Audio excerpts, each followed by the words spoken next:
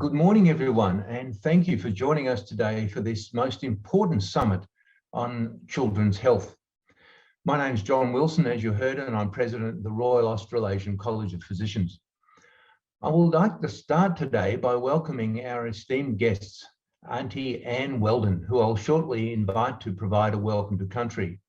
I would like to acknowledge that I am joining from the lands of the Kulin people. I acknowledge the Boon Wurrung and the Wurundjeri clans of the Kulin Nation. I pay my respects to elders past, present and future and acknowledge any Aboriginal and Torres Strait Islander people with us today. I would also like to welcome the Honourable Katie Allen, MP, who will open the Child Health Summit today, following Auntie Weldon's welcome to country.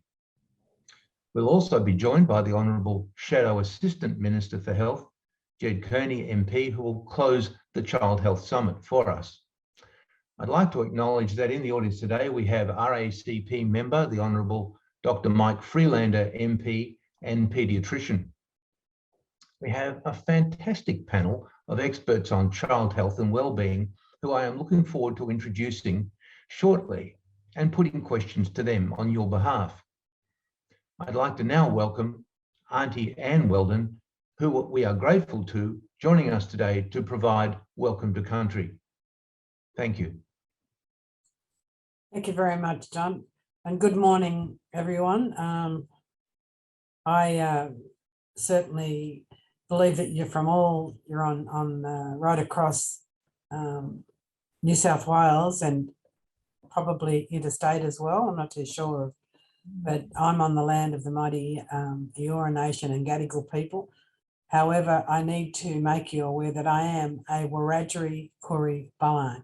Wiradjuri is one of the rather mighty nations, and our boundaries actually commence, our territory commences at the foot of the Blue Mountains at Little Hartley. And I belong to the Clare and the Murrumbidgee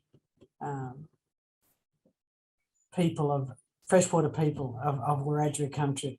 I actually grew up on Irambi Aboriginal Reserve in Sharon, New South Wales.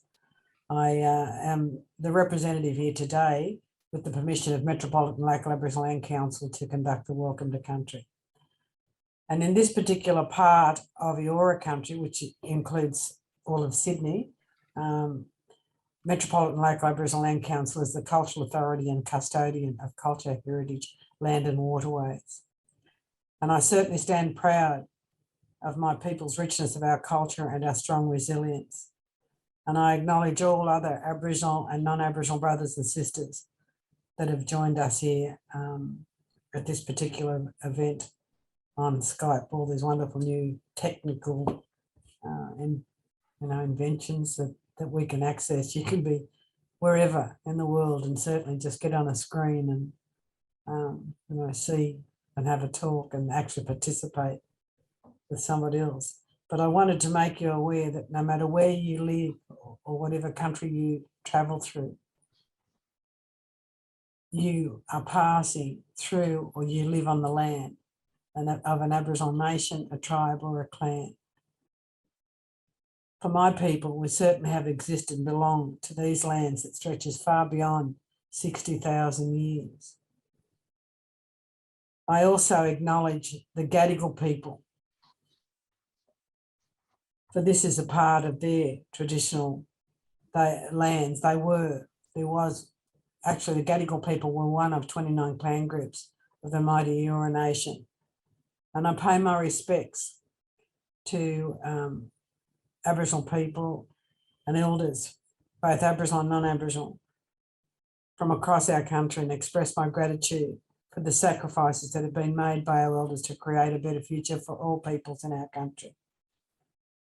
For our elders certainly hold the memories and the traditions, the culture and hopes of Aboriginal people across our nation. But undeniably, history has certainly dealt my people unjust treatment, and sadly, we continue to be paralysed by these unfortunate injustices. And our practices of culture and language has been handed down to hundreds and hundreds of generations, and I've certainly passed it on to my children, my grandchildren, and teaching my great-grandson and my many nieces and nephews.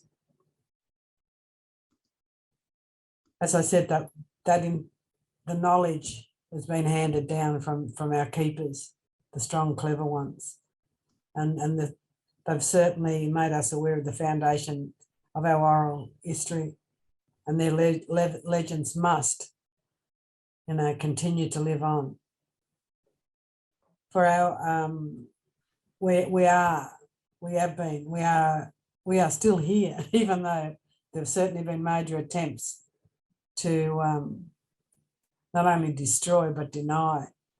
And I mean, I don't need to tell you of our history, but we are living proof that we are certainly, a mighty strong nation, incredible people, that have existed here that stretches far beyond 60,000 years. But one thing that we certainly have been taught is that through the legacy of our elders is for us to stay strong and to know that there are many ways to achieve what we believe in. And that is a true and just outcome. And they left us a legacy of love and the ability to find laughter in the worst of times. And the saddest of stories and heartbreak was always spoken in the whispers of the night that was certainly followed by laughter. And this is how our history has been passed down. This is how our children in these times certainly know of generations that existed prior to them. And as a Wiradjuri Kuribalang, I would ask that you celebrate, that you be proud and stand with us to walk beside us. Please don't walk ahead of us, and allow my people to create our own pathway so that we certainly can reach our own potential.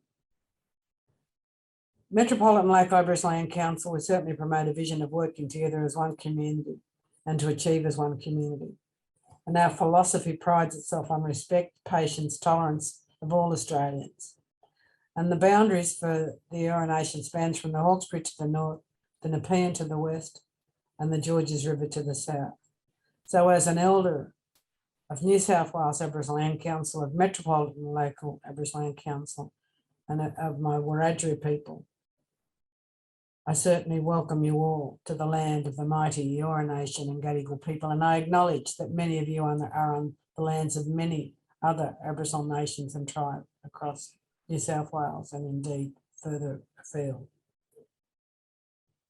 I also wanted to take this opportunity, for your organisation, the Royal Australasian College of Physicians, for inviting me to conduct the Welcome to Country. I'm passionate about children. Certainly, I'm a founding member of the Aboriginal Children's Service, and I just love the fact that we have people such as yourselves that certainly are specialists and experts when it comes to the clinical side and the medical side of children. And it's without people such as yourselves, we wouldn't progress to where we are today. So I thank you for that. And I just wanted to share with you, we went out for dinner on the weekend because one of my, February is a terrible month. It cost me a lot of money because there's a few birthdays. And the youngest grandson, the youngest out of the three was a grandson. Anyway, we were at dinner, and his brother, who's just gone into year 7, and said, "Oh, if I could have 2 wishes." He didn't want 3, he just wanted 2. He said he would wish for $1 trillion. And I thought, oh yeah, $1 trillion. And then he said, "And I wish that COVID would go away." And I thought, you poor darling, and it made me think. We get on, we're there with our masks on, we're cautious. But I didn't think that this child, this young man, would think and come out with what he did.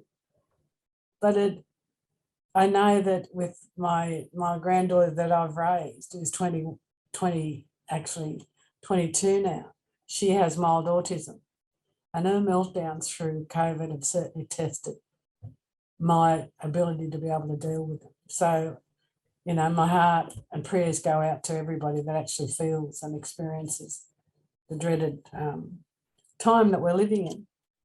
But, you know, I have faith, and I certainly believe it's through the brilliance of people such as yourselves that will no doubt come up with better solutions and better answers. And I thank you from the bottom of my heart for what you do, and I certainly feel very, very honoured and privileged to be conducting the Welcome to Country. I love you for your dedication, your commitment, your values, the recognition of children's voices and empowerments to families, children in our communities, with the determination of making a difference and building stronger communities and families. So once again, thank you very, very much, you know, for inviting me. I asked just one request, is it for us to remember our loved ones that have passed over before us, the incredible giants that have allowed each and every one of us to stand on their shoulders, the beautiful people that are either in the room, that are beside you, you know, or near you now.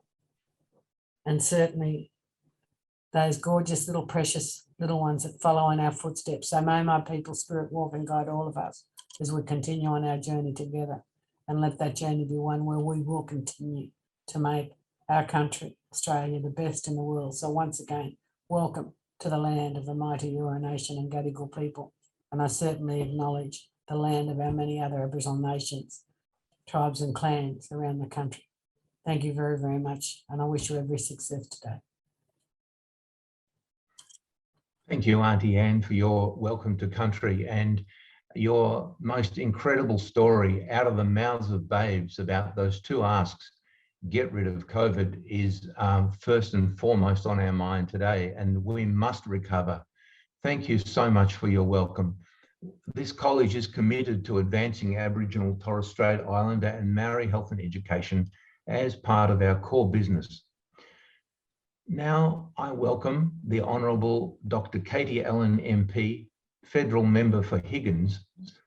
Prior to becoming a Member of Parliament, Dr. Allen was a paediatrician at the Royal Children's Hospital in Melbourne and Professor at University of Melbourne and University of Manchester. She has a long association with the college, and I'm very pleased indeed to welcome her today to open our Child Health Summit. Over to you, Dr. Allen. Thank you so much, John. And thank you to Auntie Anne for that absolutely beautiful welcome to country. And I'd like to acknowledge the traditional custodians on the land on which we all Zoom meet and pay my respect to the elders past, present and emerging. But also to give a great shout out to all my friends and colleagues who are online, who have been really holding up the sector for the last 2 years. I know how tough it's been and how much you've advocated for, you know, kids right across Australia. And thank you for all the work that you've done, whether it's been as doctors or nurses, or allied health workers, or as medical researchers providing evidence. So whether it's been service delivery or whether it's been helping make sure that the evidence base is there. And I know we're going to hear from some fantastic speakers later today. So I'm very proud to be launching the Kids COVID Catch-Up for the Royal Australian College of Physicians.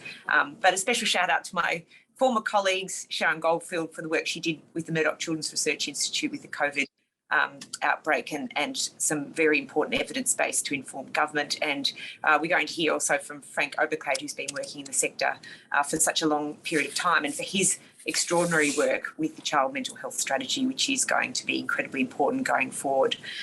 I suppose we're all here because we all know, firstly, how important children are. We all know that children are our future. We all know that if we don't get their development, their health and their education right from the get-go, that they can fall off the pathway to having, you know, a healthy, safe, prosperous and fulfilling life. And so prevention has always been at the heart of paediatrics. In my first speech, I actually said that I wanted to be inside the tent in order to get the ambulance to the top of the hill, the top of the cliff, not have the ambulance at the bottom of the cliff. And I really congratulate the sector for coming together with the 5 recommendations from the RACP to government. I think these are very strong recommendations and provide a beacon of light with regards to ensuring that the sector is asking for the things that we need to be able to help children and families get the best start to life. It's important to recognise that children are not little adults, and we know that. We know that particularly we can see through COVID from a public health point of view. So COVID has shone a light on the way that we have to look at children and their needs, their developmental needs, their social needs, their health needs differently from adults. And that's why I do really support the first recommendation that we appoint a Commonwealth Chief Pediatrician. I think that is a very good recommendation, and I think it would be helpful to add to the wonderful work that our Children's Commissioner Anne Holland is doing. It would provide the focus for us to be able to understand the health and mental health issues for children are different from adults. And it would provide an ability for more of a whole of government approach, because children's needs are so much more in the preventative area and so much more across health and education. We need much more of a whole of government approach. I think the second area of focus by the Kids COVID Catch-Up initiative is about increasing mental health and parenting supports. And for this issue, it is worth pointing out there's a huge amount of investment and funding going in by the federal government into this very issue. And in fact, it is one thing that was very well recognised because of COVID, the issues about children having to deal with lockdown, particularly not being able to go to school. It put a real focus onto the mental health and wellbeing of young people. And I'm very proud of the massive increased investment that has gone into not just Headspace, but also into other things that are going to be helpful beyond Blue through the BU initiative, the Kids Helpline, Raising Healthy Minds and Emerging Minds, but also the particularly important work that Frank and colleagues have in really a world's first with the mental health children's strategy, focusing where our initiative should be and our investment should be. I think they're incredibly important.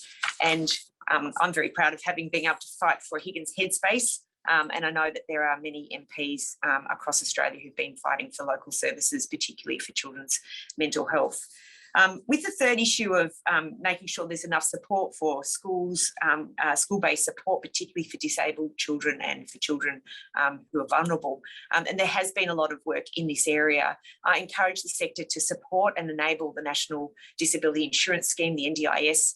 It's an incredible scheme for Australia. It's for all Australians, and there's much more work that needs to be done. It's the largest social program that's ever been rolled out. And of course, there are issues, teething issues with rolling out a program of such magnitude. It's been enthusiastically supported by Australians, and we need to make sure we get it right now and for the future, and to ensure that it is sustainable. The fourth issue that is very important to raise awareness about is early childhood education.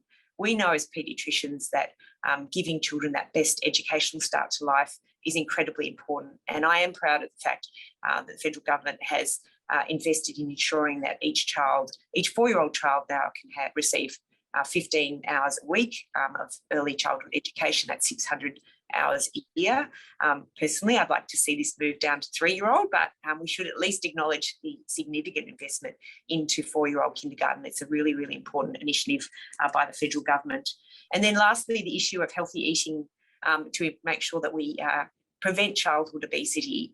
And we know with COVID that kids have been stuck at home, they're having more exposure to online, they're not getting the physical activity they need. And we know that healthy eating is an issue. They're seeing more screen time, more advertising. So we need to get junk food advertising right. I actually firmly believe there's a lot more that can be done in this space in order to make sure that our kids are getting exposure to the right information, parents are getting the right support to help with healthy eating, healthy activity, and making sure that kids have the best start in life. So I only have 5 minutes. I could go on for 5 hours. I won't bore you senseless. It's a great privilege to launch this morning's event.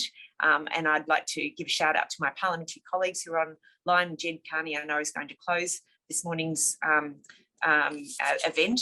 But also a great call out to Mike Freelander, the other paediatrician in the House. Mike and I have worked very closely together to make sure that children's health, education and wellbeing is a bipartisan issue. I think Australia needs to make sure it remains bipartisan, and thanks to Mike for working with me on a number of issues to ensure that. I'm very proud that in myself of the work I've done, particularly to help make sure kids get back to school and that playgrounds are opened again. I know that parents have done it tough.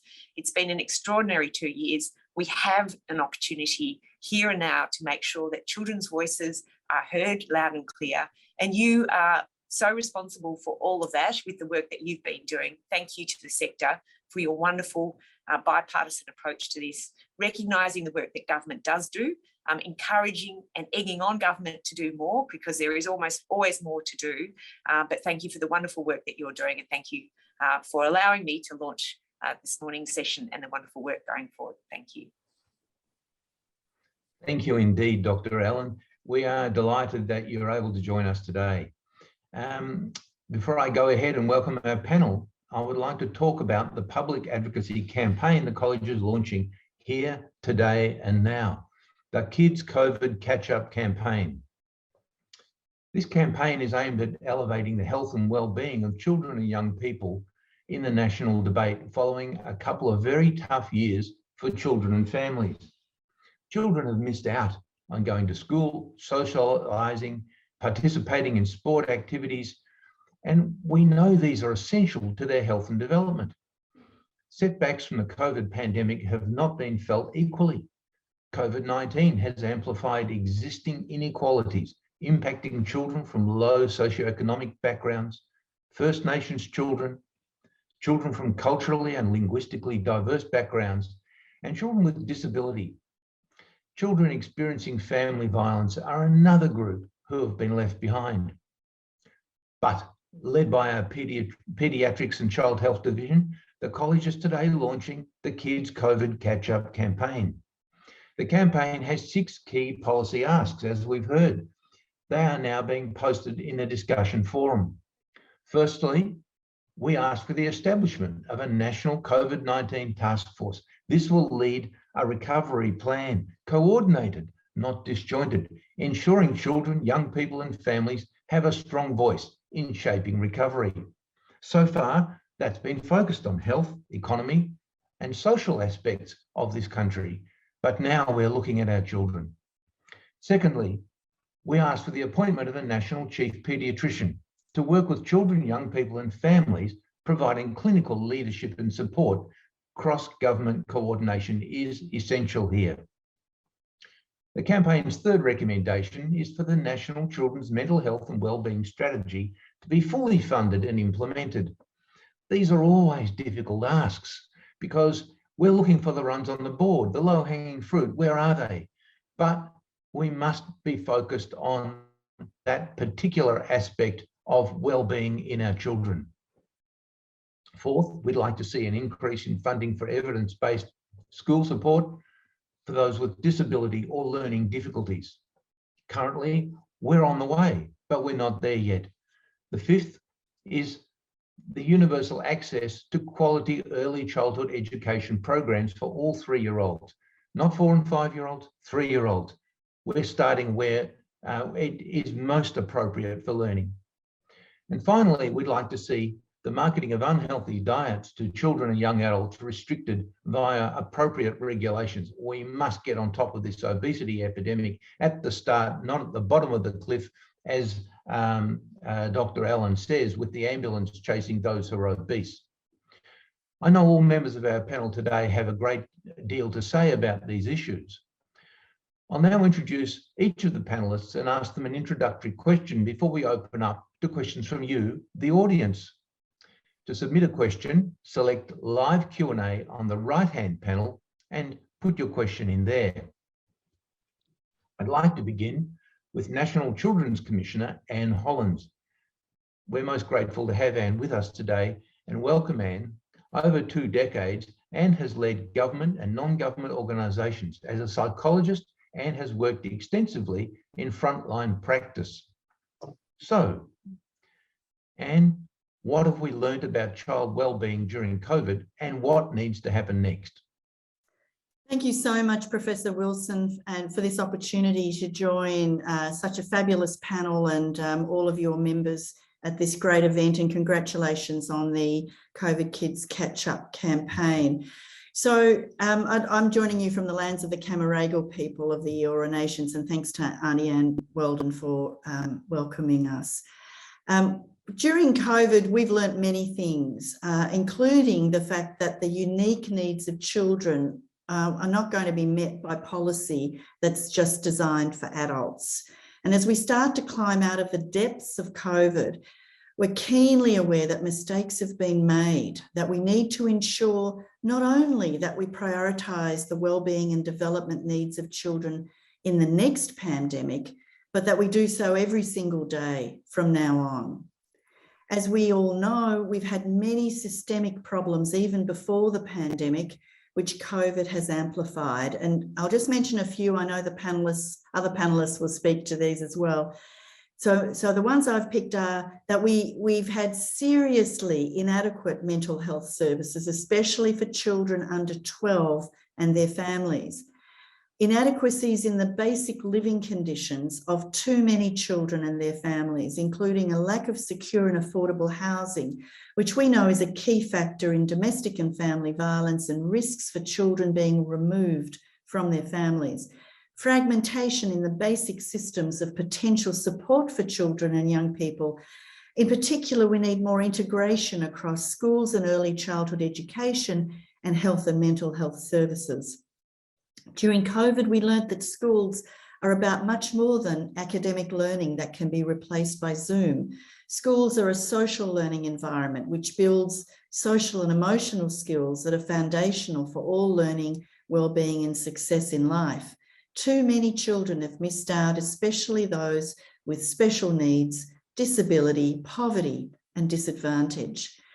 As we know, there's a massive weight of evidence from decades of research now which shows that shifting our investment upstream and earlier in life will save on human and economic costs later on.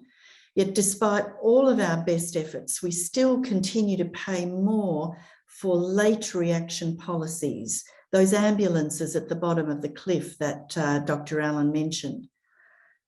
Australia ranks a low 32nd out of 38 OECD countries on child wellbeing.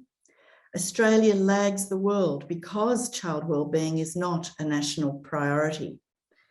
That's why the evidence-based recommendations in the Kids COVID Catch-Up are critical steps to strengthen our support systems and ensure coordinated care, making child health, development and wellbeing a national policy priority. COVID disruption has made possible the unimaginable, including a reimagining of the role of government, such as increasing income support, making childcare free, albeit temporarily, increased funding for mental health services, telehealth and extra financial support for businesses have become the new norm during COVID. But I've argued alongside many others that the unique needs of children have been overlooked and policy has been dominated by the concerns of adults. We've already seen some of the negative outcomes of COVID restrictions on children, including increases in very serious mental health problems and at much younger ages than seen before. COVID has amplified disadvantage and the lack of basics like affordable housing. We've seen increased child safety risks because of the shadow pandemic of hidden domestic and family violence and child abuse, neglect and child sexual abuse. Children have been effectively invisible because of the extended school closures and reduced screening by child protection authorities during the lockdowns. So the full story of the complex layers of COVID on children will not be told for some time, as we know that adverse childhood experiences can have lifelong effects. There are evidence-based steps we should be taking right now to support the many children who've missed out or who are struggling. And in particular, we should be looking at the integration of health and education services in local communities, supported by cross-portfolio leadership at the top.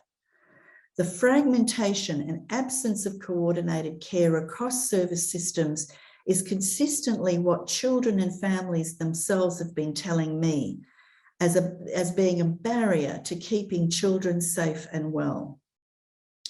The unique voices and needs of children should be heard and considered at the top table when the important decisions are being made.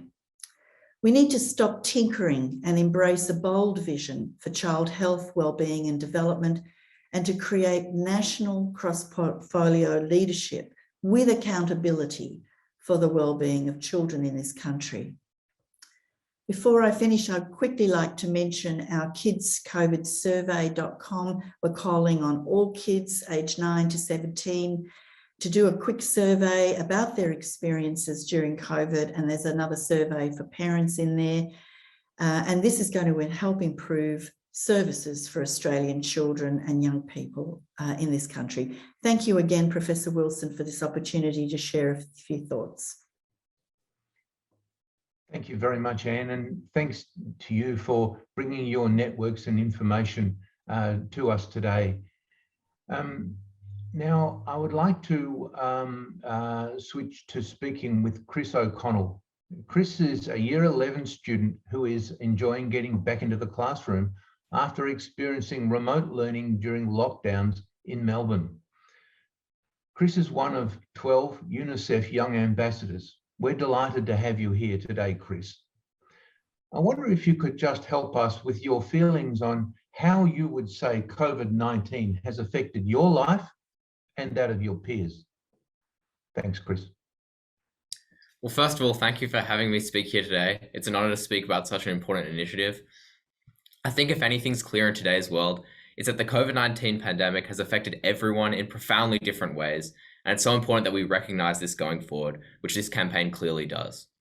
In saying that, I can't say that I speak to the exact experiences of every young person in Australia, but there are certainly key concerns I believe many young people share. So as was mentioned, my personal experience, COVID experience, entailed many long periods of sitting at my desk all day on my computer during online learning.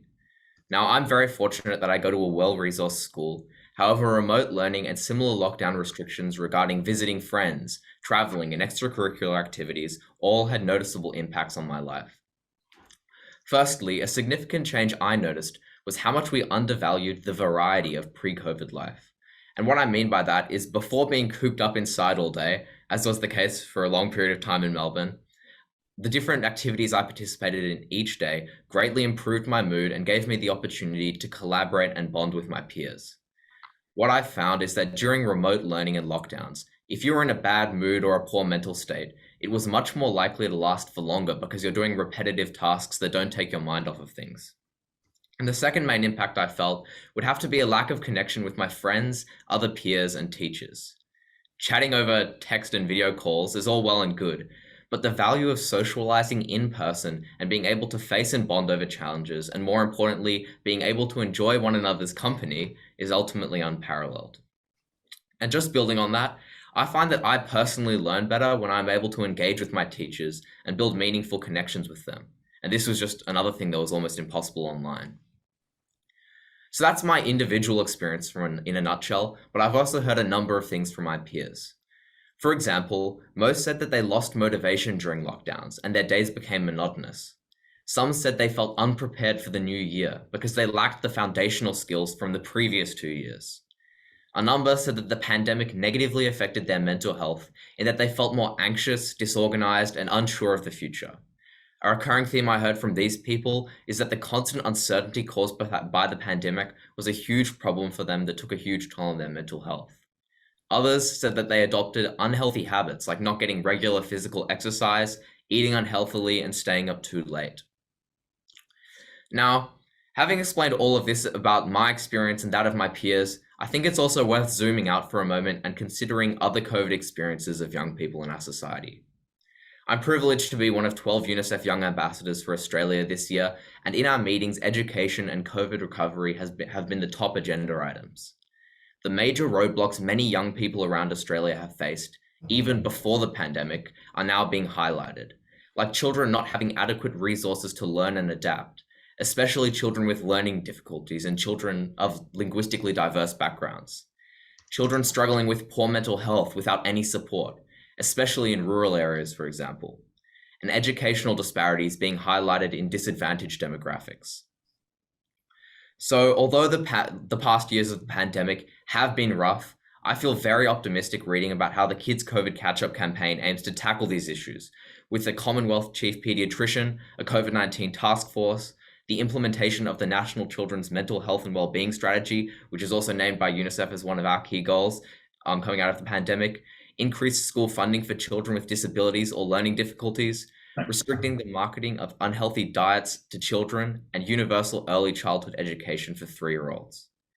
My point is, all things considered, I'm sure these goals will ameliorate these issues, and I'm sure this crisis won't go to waste.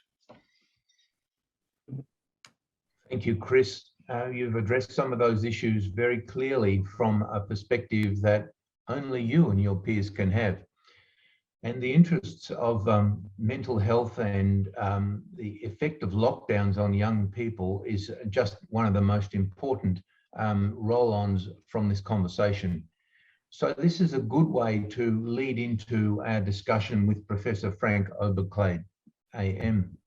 Frank is the co-group leader, policy, equity and translation at Murdoch Children's Research Institute and an honorary professor of paediatrics at University of Melbourne. He was co-chair of the steering committee and expert advisory group tasked with developing the National Children's Mental Health and Wellbeing Strategy that I referred to earlier. As co-chair of this strategy, Frank, could you tell us a bit about the strategy and how its implementation will actually help children and families? Thank you, Frank. Thanks very much, John. Oh, it's the real world. Thanks very much, John. And I think the first thing we wanted to do, as Katie says, is to make the point that children are not small adults, and what works for adults is most unlikely to work for children. We started the development of this strategy before the pandemic. We got a fair bit done and then finished it during the pandemic. And I think, as Anne has said, the pandemic just amplified a lot of the issues we knew predated COVID and has made, to my mind, the implementation of the recommendations of the strategy even more important. So, as I said, the first task was to write a report that clearly differentiated child mental health from adult mental health. There are many opportunities for intervention, for prevention, for building resilience. The focus we wanted was to intervene early when we first noticed children were struggling, rather than wait until problems become entrenched and more severe. We wanted to look at child mental health through a broad lens, and not just the narrow lens of mental health, but a broad child and family lens, and also introduce a developmental perspective, because issues are different depending on the age of the child. The expert advisory group we assembled reflected this broad lens. Sitting around the table was a psychiatrist, a pediatrician, a general practitioner, a maternal and child health nurse, a psychologist, an educator, an early childhood professional, a parent representative, a parenting researcher. So it was a very broad child and family lens we applied to this issue.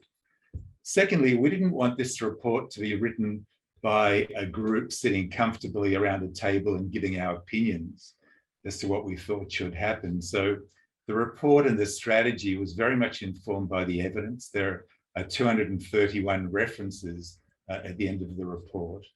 And we had a very extensive and intensive consultation process. Initially with professionals, so we consulted with all the colleges and professional associations and peak bodies. We spoke to vulnerable and at-risk groups, including carers and those with lived experience. We formed a national steering committee with representatives of the appropriate departments from all the state governments. And all of our work was informed by an Aboriginal and Torres Strait Island reference group. So the report itself, there are 8 important principles which underpinned it and underpinned the report. This included a focus on prevention, addressing equity and access. We wanted to make sure that this was needs-based rather than diagnosis-driven. And we landed on 4 focus areas, starting with the family and community, because that's where it all begins, of course. Then the service system, then education settings, and then we ended with evidence and evaluation. And we tried to make this not just an academic exercise, but a practical manual of what needs to be done. So for each focus area, there are 3 headings: the key objectives for each of these areas, the actions we needed to take to get to those key objectives, and importantly, indicators of change. We all know that measurement in this area is very challenging, but we do need to know if we're making a difference, and to be able to be flexible enough at a policy or service level to tweak things if we find out they're going a little bit on track. So it should not be a set and forget target. So the comprehensive report is 120 pages. We hope it'll be a clear roadmap for investment in child mental health over the next 5 or 10 years and beyond. And the emphasis is on investment, because as economists around the world are saying, that money we spend on improving children's health development and well-being should not be considered expenditure, because you're getting a yield on that investment over a long period of time. We don't want the strategy or the report to gather dust on a shelf somewhere. We've tried to take a complex area and break it down into clear actions that government can take. So all of the actions and recommendations are interrelated, like the pieces of a jigsaw puzzle that all come together to make a difference to children and their families. So what we hope is that the states and the Commonwealth can now find ways of working closely together to implement the strategy. And we hope the report can be seen both as a roadmap, which is what I mentioned of where we want to go in child mental health, but also a practical manual of the actions we need to take to get there. And I think the urgency of this has been clearly amplified by the COVID pandemic, that children are now very much firmly on the radar screens of policymakers, and we hope that this strategy will help them guide what actions need to be placed to make a difference.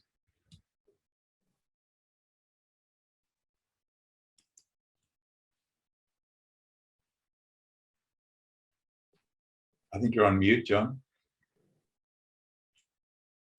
Yeah, the dog stopped barking, so I'll come off mute. Thank you, Frank. Very grateful for your perspective on the strategy and its implementation. I've just been informed that some who are on this meeting today are having some difficulty with a video. Very shortly, we'll provide an alternative platform on Zoom. It won't take long. So please hold in there. So I'd like to now go to Dr. Elke Hull. And I know that mental health is a key feature in her work. She's an advanced trainee in pediatrics and a proud Gamilare woman. Dr. Hull is the 2019 recipient of the Indigenous Health Scholarship for Pediatrics and Child Health. She's worked in many Indigenous communities and cemented her desire to continue to contribute to Indigenous health. So Elke, from your experience, can you tell us about how you have seen the COVID-19 pandemic impact on your patients and the support you believe they need going forward? Thank you. Thanks, John. Firstly, I'd like to thank Annie-Anne for her kind welcome. That gives me comfort and confidence having you here, Auntie-Anne. I'm also calling in from the Oberkley country.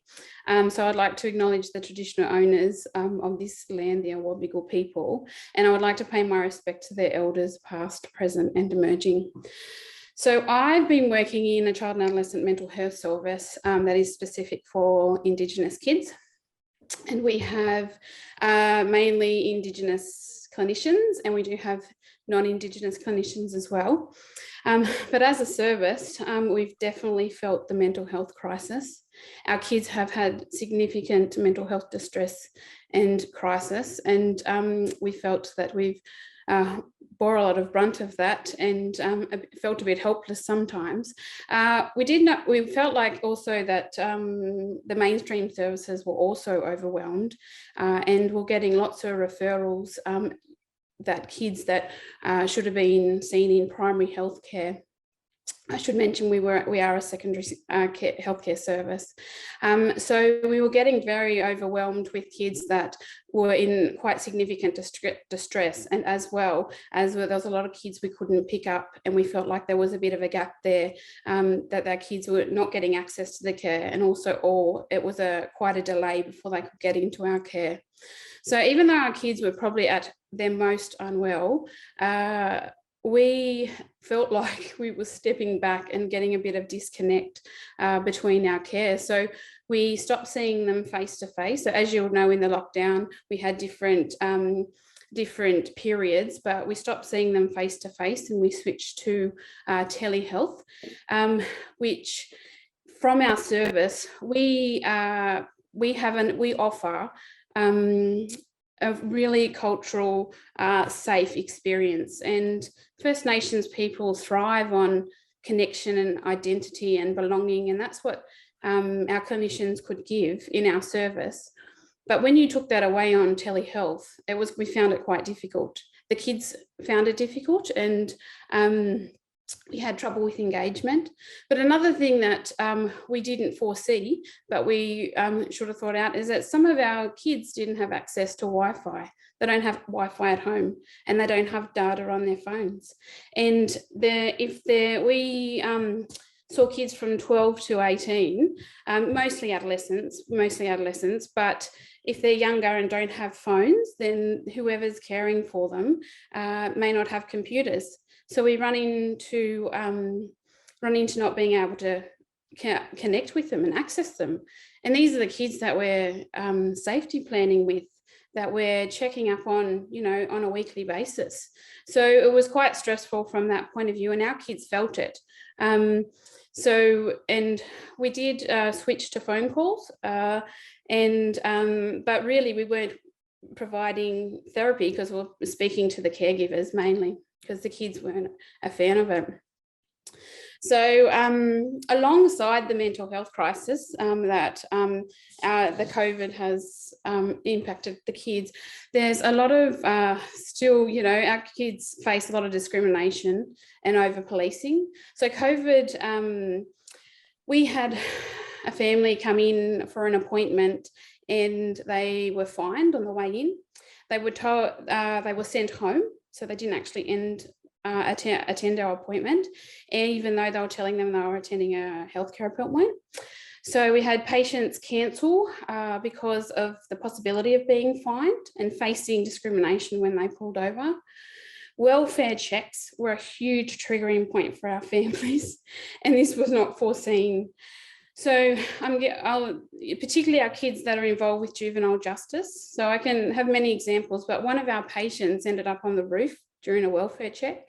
I think he was about 12. And, that resulted in more police, more ambulance, restraint, and a trip to the emergency presentation, like an emergency presentation. So another family, the mother was a healthcare worker, an essential worker. And 3 times she was the neighbourhood called upon her as breaching lockdown, and 3 times the police turned up to question her at her own home about going to work as an essential worker. And this puts the family through lots of stress, already things that they're dealing with, and they're still got to trying to go to work, and they're still having this happen. And 3 times she's explaining herself. So I also noticed that online education is similar to our telehealth. Some of our kids didn't have access to devices, computers, data, internet, and like the Wi-Fi, which meant that their families would have to go to the school and pick up the paperwork, and they'd do paper and they'd have to drop it back. And but so they missed out on the face-to-face lessons. Or the other kids are attending, Zoom classroom with their teachers, and they were missing out on that. So in the service also, I didn't see very many little kids, but we did have some little preschoolers come through for neurodevelopmental assessment. But they weren't able to come for assessment due to all this type of stuff. And so, and COVID's been 2 years. So if you consider their age, 3 to 5, they've missed their early intervention. They missed their assessment and early intervention, and they're starting school this year. So they're already behind the 8 ball. So they haven't even had assessment, and we're hoping that now schools are back, we can maybe reach them in the schools and look at, and we were looking for that they probably won't enter into mainstream classes. So they've missed the most important things. And so the other things that COVID has impacted is there's cultural impacts. So our grandparents, our aunties, our uncles, they're our structure, they're our rock, they're our constant. And a lot of our families revolve around the older people in our culture. And I used an example the other day is that, you might live with mum and dad, but you might have dinner every night and nan and pops, or you might live with mum and dad, but you might stay overnight with nan and pop. And it's very, our families, we see this in our families. And what is very, very, our kids are very aware of is how vulnerable our elders are. Even though they're so young, they're 12 and shouldn't be thinking, they know that their grandparents and aunties and uncles are the most vulnerable people in this COVID epidemic, and they're terrified. So some people weren't coming to appointments because of that reason. They didn't want to make their grandparents sick. And a lot of the time the grandparents are their carers, so they couldn't bring them because they were too scared. And they were also not attending their own doctor's appointments because they're worried about catching COVID. So another thing that from a cultural aspect is we had 2 very prominent elders pass away in this community over COVID, and it was a very hard time for our community, and sorry business couldn't happen, and it was really prolonged, and everybody's sorry business is different, but I mean in the sense of closure and attending the farewells and being able to meet as a community to how are they going to move forward as this. So that's another thing that from a cultural aspect. From a distance, I did notice the vaccine hesitancy in the community, and I did feel that there was a bit of angst between some families, which I can't comment on much, but was there.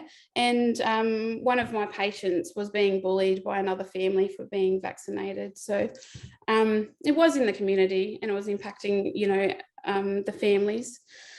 So in regarding to the support we need going forward, we need, there's a gap, and it's even wider. And we need First Nations healthcare workers. We need lots of them. We need them everywhere. We need them in primary healthcare, secondary healthcare, and in tertiary services. We need them accessible. We need them to provide the healthcare that is safe and productive, so that, our kids aren't climbing to mental health crisis, skipping primary and secondary healthcare and ending up in inpatients with no treatment, not accessing any healthcare prior to that. They need to catch our beautiful little babies and toddlers and preschoolers from slipping through the gaps. And so they get early intervention before they hit school. They need to have they need to have First Nations healthcare workers, so they can have one foot in our community, one foot in the mainstream services, and be the bridge. So they can provide the cream of healthcare in a culturally safe way and be the knowledge givers and guidance to the mainstream services, so they understand what our people's needs are. So, and Frank, you were talking about, looking at it from a holistic point of view. It's not just mental health. So we need to think about all the social determinants of health, and it needs to be First Nation focused and First Nation led. So we don't get it wrong. We don't have time to get it wrong. So we need the government to give us lots of money and effort to dive into all these social determinants, because the providing healthcare is one piece of the puzzle for these kids, for our kids. And I could talk all day on what we need to do in schools and, but even simple having internet access. Or, and I also think that they need Aboriginal mental health workers in schools. And then education is not my area, but I think they need Aboriginal workers in schools to help jump on that education. Okay. We might come back to that topic a little later if it's okay, and I'm sorry to interrupt you, but we do need to move on. You've given us an incredible perspective, and your message about Indigenous healthcare workers is a very important one that won't be lost. Thank you. Now we'll come back to some of those points. I'd now like to go to Professor Sharon Goldfeld. She's a paediatrician and public health physician at Royal Children's Hospital Centre for Community Child Health and Theme Director for Population Health at the Murdoch Children's Research Institute in Melbourne. So, Sharon, you lead an innovative program focused on policy relevant solutions to reduce inequities for Australia's children. What would you like to see from political leaders in the lead up to the federal election to combat the inequities children face, particularly considering the COVID-19 pandemic? Thanks, Sharon. Thanks so much, John, and thank you for having me on this morning. I'd like to just acknowledge I'm on the land of the Bunurong people of the Kulin Nation and pay my respects to Elders past, present, emerging, and any First Nations people joining us here today. So it's just a great question. It's probably I think it's worth starting with what life was like pre-pandemic. Sometimes I think it almost sounds like we had some sort of utopia, pandemic came along and then everything kind of went awful after that. But actually we had really significant inequities for children well before the pandemic. And, examples on the Australian Early Development Census, which looks at children's development and school entry across the whole country, 3 times the difference of children being developmentally vulnerable on 2 or more domains of development between the richest and poorest areas of Australia. And that is well before the pandemic. So I think it's important for us to both reflect on what was like pre-pandemic, but also some kind of cool lessons of things where there wasn't inequalities. 2 examples are immunisation rates, where we really don't see inequalities for any of the populations we normally worry about. Why? Probably a whole range of reasons, but one of them is we have great data and great political will. And the second is 5-year survival rates for leukemia. Interestingly, also no inequalities. Why? Partly we have really, for both of these, we have really clear evidence-based approaches. And then second of all, we have a moral imperative because nobody is going to let any child in Australia with leukemia not get the very best of care.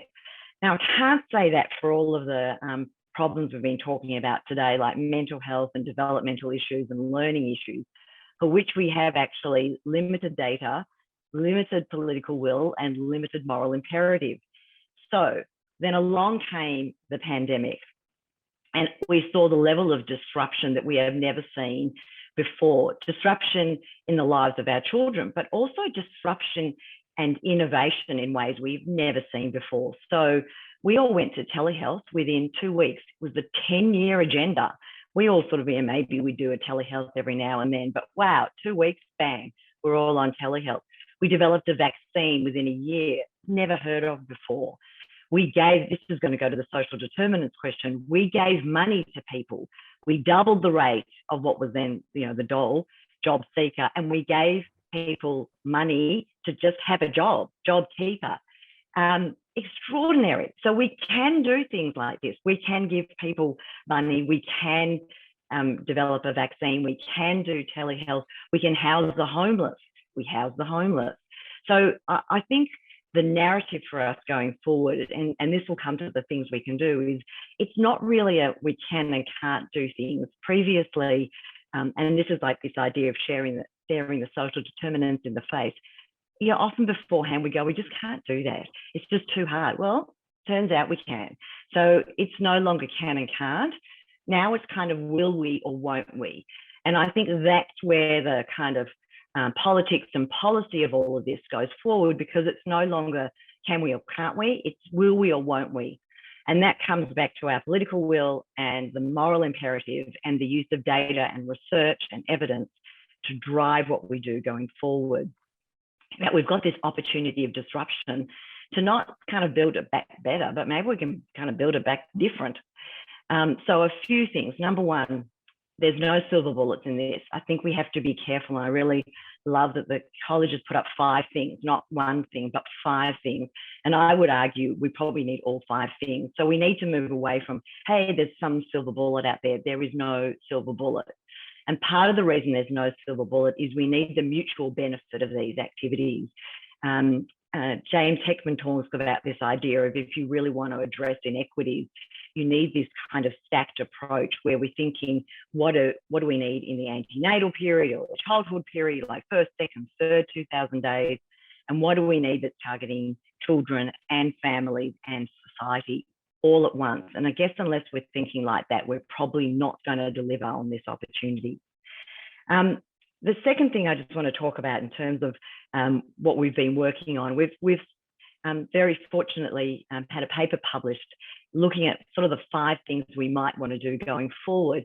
And it goes to this idea of going into areas we might not have thought about. So you asked me what I'd like our politicians to hear.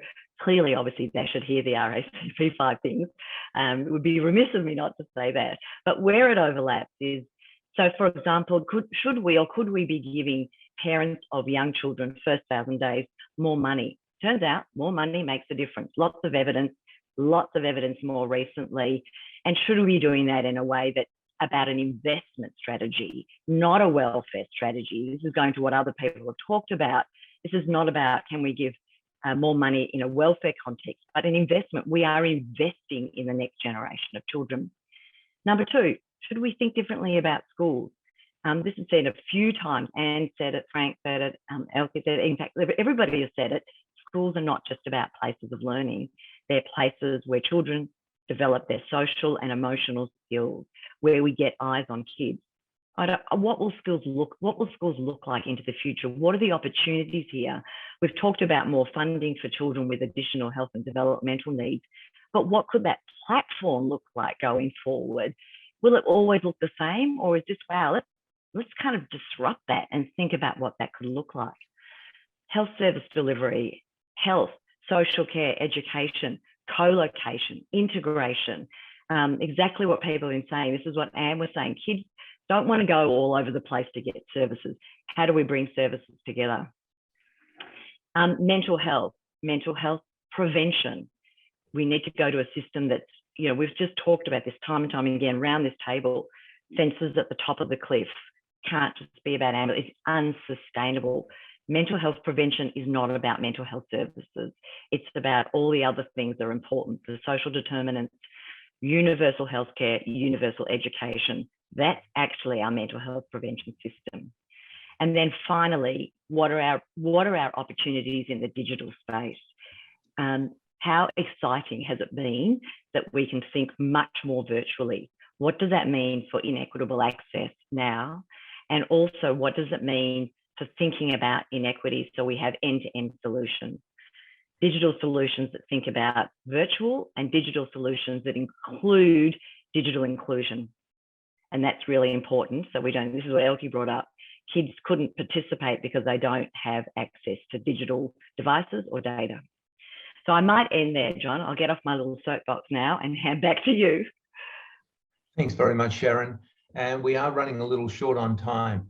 But flowing on from the issues of inequality that you've raised, I'd like to go to Dr. Cassandra Goldie, CEO of the Australian Council of Social Service and an adjunct professor with University of New South Wales.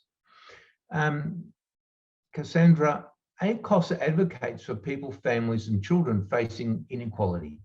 We know the COVID-19 pandemic has been incredibly challenging for many children and families from low socioeconomic and diverse backgrounds. Could you talk to us about the challenges they faced and the support they've needed in the next few minutes, please? Thank you. Thanks, Professor Wilson. I'm really delighted to be included in this discussion today. I want to thank Auntie Anne for her very warm welcome to country. I'm on Gadigal land, and I particularly want to acknowledge you, Dr. Hull, for your extraordinary contribution today, and to all the First Nations people participating today, and all over the country, family, children, young people and leaders who've done an extraordinary job in really difficult circumstances, which are very alive right today. And so I don't hear in this room any sense that this is now we're sort of starting to look behind us and, you know, charting a sort of a, you know, we're in a pandemic ongoing. There are really major issues for families and for children. And Christopher, great, also so important to have your voice. Commissioner Hollands, your advocacy on making sure that young people and children's voices not only heard but listened to, and actually in the decision-making processes, we would get a very powerful different result, I think. And of course to Professor Oberkley and also Professor Goldfeld. I'm going to quote you over and over again, Professor Goldfeld. We have shown that we can. It's not a question of can we or can't we. It is about will we or won't we. Because what we've shown, Australia, you know, for Anne to highlight where we are in terms of low child wellbeing as a country is shameful. It's really shameful. Australia is actually the second wealthiest country in the world by wealth measures. Credit Suisse does that analysis every year. That is who we are as a country. And yet going into this pandemic, we were one of the lowest spending when it came to whether you call it welfare or investment, Sharon, in our public expenditures in our communities, one of the lowest. And so there's no question that the inequalities in Australian society got thrown up in very brutal ways. For low-income people, for families, being able to respond to the multiple effects of COVID have been really harsh. Look, Nicole and Noah were a family who shared their story, single-parent family. Let's remember going into the pandemic for single parents, mostly headed by women, the children in the care of single parents, 40% of children in single parent families are living in poverty. That's who we are as a country. And Nicole and Noah shared with us just the social isolation, exactly what Elke you were talking about, not being able to connect with family and get the supports that you needed, not being able to isolate properly in overcrowded living conditions, the mental health distress of not having access to technology over and over again. These were the multiple effects of what's been the experience for people and families on lower incomes. And so I want to highlight that there was a very precious period there in 2020, and Professor Goldfeld has highlighted that, where we actually showed what we can do. We did actually halve the rate of poverty in Australia for the first time by lifting the adequacy of social security. We also protected people from homelessness and eviction, which of course is a deep distress in low-income families that they're back now facing again. So we protected people from evictions. And what I've heard from health professionals all over the place is for that precious period, the anxiety levels were down, and people were actually able to focus on some of the things that they really needed to do to help to keep their children and families safe, and for children to have a higher level of comfort that actually they were okay in those moments. We are not there now. So we've had a cutting back of social security again. We've removed any of the protections from eviction moratoriums. We know that rents are now going up, particularly in regional Australia. Elke, you know, families there, if you are losing a house, you are really now struggling to find anywhere that's affordable. And of course, that flows into security and stability in your educational setting.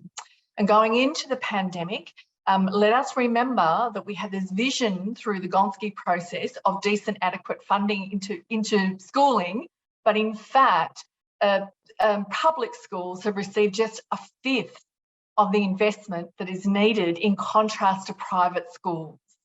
And so I think what we saw during that 2020 period, where as a community, we all did our very best to make sure that we were tackling the deep inequalities in terms of incomes, in terms of housing, in terms of trying to make sure that we were keeping everybody safe. The country felt better about itself. Chris, I saw that, you know, that across the young people, there was a level of political support actually for that kind of approach. And we are not there now. We are back into driving deep inequalities. And so this is a very important moment for young people, for children, for families to stand up with the health professionals and to acknowledge all the health practitioners who've been at the front line seeing what happens and the inequities that drive these much poorer outcomes, in saying it is a question of will, and we will do everything that we can to call for the right investments. And so it does mean fixing the adequacy of social security payments to protect families and children from poverty. It does mean investing in social housing, the absolute best investment we could get in terms of job creation and construction, but also about delivering the basics for families and children in terms of security. And then getting the funding models right to go into early childhood education. Free childcare would be an extraordinary outcome for us as a country, and making sure that we finally deal with the inequities in terms of the investments into schools. Of course, we need special approaches in special contexts, but what I wanted to highlight today with you all is the inequities that we're seeing are deeply structural.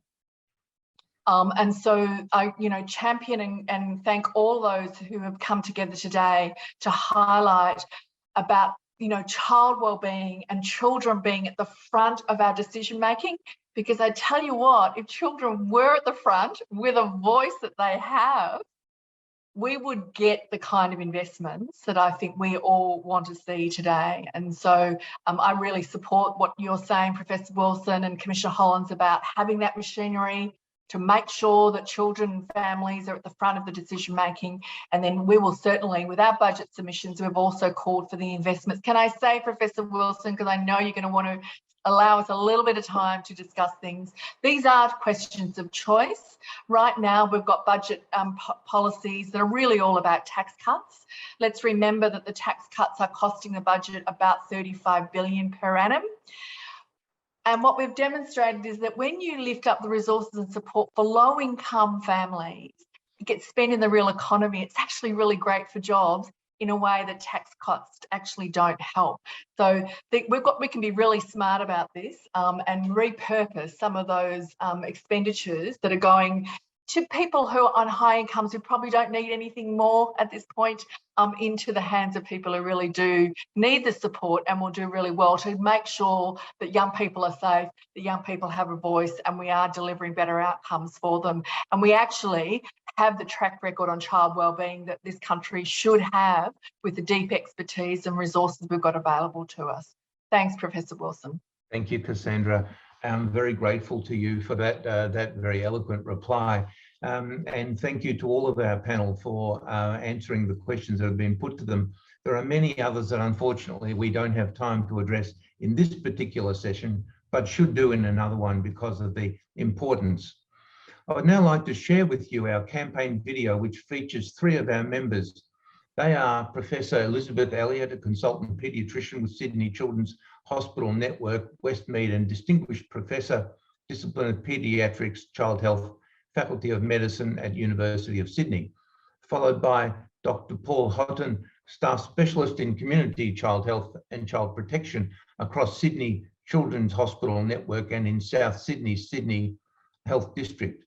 And then finally, Professor Louise Bauer, AM, Chair of Child and Adolescent Health at University of Sydney and Consultant Paediatrician and former Head of Weight Management Services at Sydney Children's Hospitals Network. Children and young people, they're absolutely vital to our community. If we don't care for them, then what are we doing as a community? Then we've actually lost our future. The pandemic has really exposed holes in our system. We've all had to face the threat of ill health and potentially death. Children are falling behind. I think it's really important that we help our kids catch up because they're the next generation. Culturally and linguistically diverse First Nations children, they're going to be further disadvantaged by what's happened during the pandemic. Every child should have the same opportunity in life. It's our job to get children to that. This pandemic is going to result in a pandemic of mental health problems. We absolutely need to fund a national mental health strategy. Already we're seeing increased problems with anxiety and depression. It's going to be absolutely critical that we look after the mental health of our children into the future.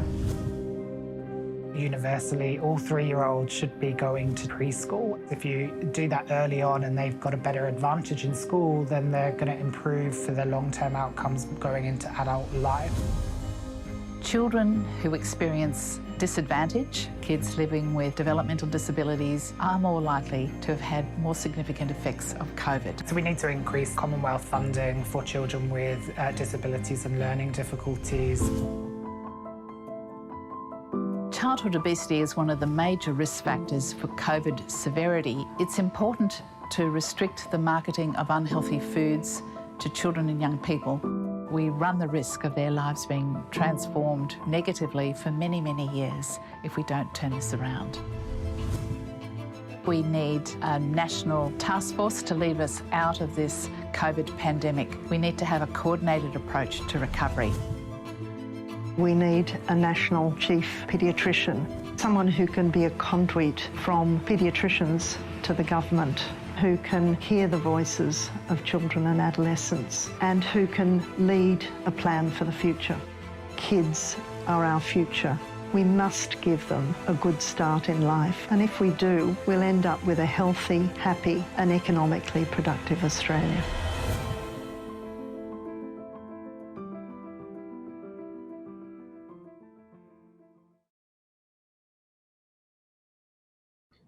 Thank you. What a most inspirational video. I hope that after seeing that, you will all be encouraged to join the campaign. So visit the Kids Catch Up website, hit join the campaign and put yourself down.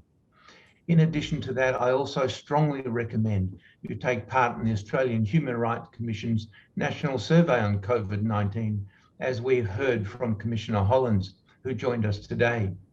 You can do that by using the link currently posted on the discussion forum. And remember, that closes on March 20th, not that far away. Before we finish, I'd like to invite some closing remarks from the Honourable Shadow Assistant Health Minister, Jed Kearney, MP. As Shadow Assistant Minister, Kearney started her working life as a nurse and went on to become Federal Secretary of the Australian Nursing Federation. From 2010, she served as President of the Australian Council of Trade Unions, the peak body of Australia's union movement. We're very grateful to have her here with us today to hear from her now. Welcome, Shadow Assistant Minister Kearney. Oh, thank you very much. And I can't tell you how really honoured I am, Professor Wilson, that you've asked me to address this incredibly important event. And thank you to the college as well for putting it on. I am speaking to you from my office in Melbourne on the land of the Wurundjeri people of the Kulin Nations, and I pay my respects to elders past, present and emerging, and those amongst us today. Unfortunately, I wasn't here for the very beginning, so I didn't hear all the presentations, Professor Wilson. I apologise for that, but I can see from the list of speakers and the ones that I did hear that it's been an incredibly rich and important event. We all know that COVID has had terrible impacts on society at large, and it's great to know that there are people who are thinking very seriously about the effect on children. Every Friday, I mind my 2 grandchildren. They come to work with me. They're here now. I'm sorry if you hear them calling out in the background, but my little granddaughter is 1 and she is a COVID baby.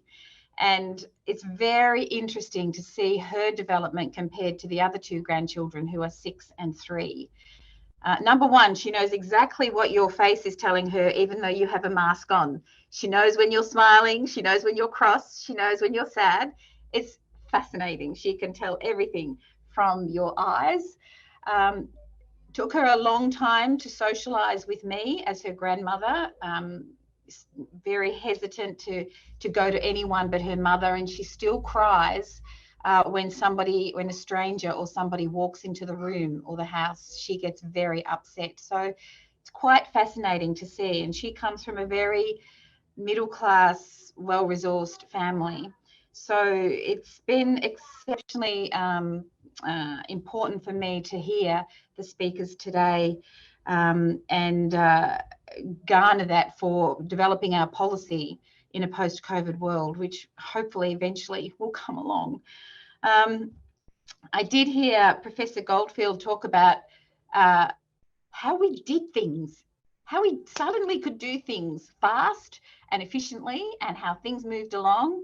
Telehealth was embraced. We fast-tracked the vaccine approval process. Suddenly that was possible to do that sort of thing.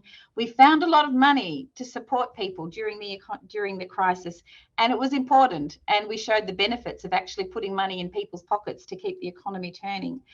And I love that concept, that was an investment. It wasn't a cost. It wasn't a burden on society. In fact, quite the opposite. It was an incredibly important investment strategy, and we know that it can be done and money can be found. And we really need to view these things as an investment strategy. Thank you to Dr. Hull for the very important contribution. The effects on kids in our First Nation community, cultural sensitivities are incredibly important. And I have a very large First Nations community in my electorate, and it's been a privilege to work with the Aboriginal Health Service here and the various organisations.